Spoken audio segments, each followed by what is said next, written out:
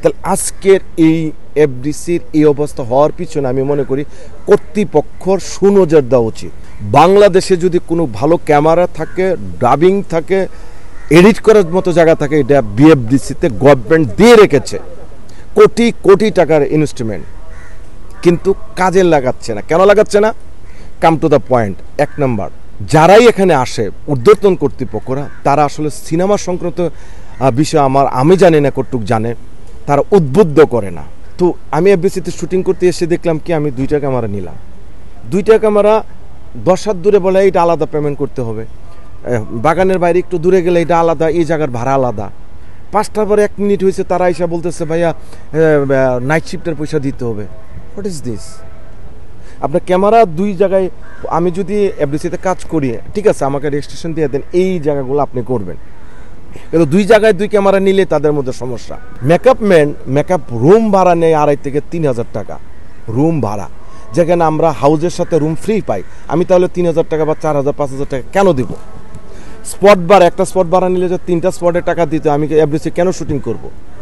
আমি এফডিসিতে যদি ফ্লোর ভাড়া নেই, বাইরের অর্ধেক আমি ফ্লোর ভাড়া পাচ্ছি, তাহলে এফডিসিতে কেন নেব? এই জায়গায় যদি ডাবিং এডিটিং করা হয়, অন্য জায়গায় অর্ধেকে করা যায়, আমি এফডিসিতে কেন করব? দিন শেষে কি হচ্ছে, মেকাররা দূরে চলে যাচ্ছে, বিএফডিসির নাম করা নির্মাতারা বাইরে শ্যুট করছে। এই জন্য আমি মনে করি কর্তৃপক্ষের সুনজর দেওয়া উচিত, একটা ভালো প্যাকেজ আনা উচিত, তাদের অফার দেওয়া উচিত, এবং বিভিন্ন নাম করা ডিরেক্টর, রাইটার, প্রডিউসারদের নিয়ে মিটিং করা উচিত, শিল্পীদের নিয়ে ডেকে যারা নেতৃস্থানীয় আছে তাদের বলা যে আসুন আমরা এফডিসিটাকে ব্যবহার করি। কেন এফডিসিতে আগে তো একটা কোনাতে বাদ থাকতো না, সব জায়গায় শ্যুট হতো। আসুন আমরা সম্মিলিতভাবে বসেন, 3 মাসে একটা মিটিং করেন, এবং বড় বড় গুণী নির্মাতাদের সুযোগ দেন, নতুন প্রডিউসারদের সুযোগ দেন। আপনার যদি 10টা প্রডিউসার আসে যে আমি এনে 50 কোটি টাকা ইনভেস্ট করব, তাদের ডেকে নিয়ে আসেন, করেন, আপনার লায়াবিলিটি আমরা দেবো, এই সুযোগ আছে, আগে করতো না, এত টাকা এখন দিবেন, পরবর্তীতে এত, রিলিজের আগে এত।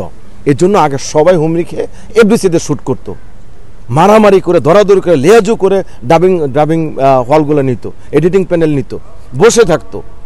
এখন আসে না কেন? আপনার রেটে তো বাড়াই দিলেন, যেখানে আমি অর্ধেক দামে ভালো কোয়ালিটি কাজ করতে পারছি, সিনেমা রিলিজ হচ্ছে ওয়ার্ল্ড ওয়াইজ। তাহলে 2 টাকার আপনারা বিবেচনা করেন।